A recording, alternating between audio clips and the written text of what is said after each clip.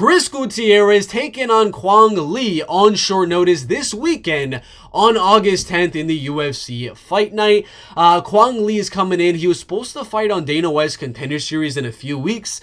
On September 17th, gotta make weight, gotta come in a heck of a lot earlier to take this big opportunity against Chris Gutierrez in the UFC. Again, he was supposed to fight Aaron Tao, undefeated New Zealander, in a banger bantamweight fight on week 6 of Dana White's Contender Series. This is a lot of fun. That was a lot of fun, but this is also a lot of fun with him taking on Chris Gutierrez. Chris has never been knocked out. He's been submitted one time, but it was all the way back in, I believe, his UFC debut in 2018. After that, he went on a tear in the bantamweight division, eventually getting inside of that top 15. So Quang Le's UFC debut on short notice is going to be against a guy that was literally just ranked inside of the top 15 of the bantamweight division. A very tough task for him for sure, but he's got a shot. He definitely has a shot. He's got a lot of power in his hands, 2 knockout wins in a row.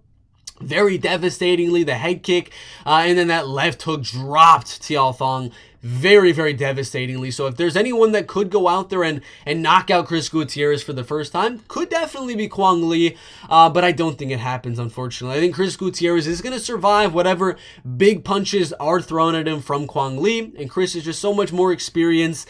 He's 5'9", 67-inch reach. Quang Le is 5'6", 70-inch reach right there. So there's a little bit of a height advantage for Chris, but a little bit of a reach advantage for Quang Le to maybe land the shot a little bit easier. But I think this fight is going to be a 30-27 for Chris Gutierrez. I think Quang Le is just going to be, he knows he has to go out there and make something happen early. He's got to close that distance and go for that knockout as fast as he can.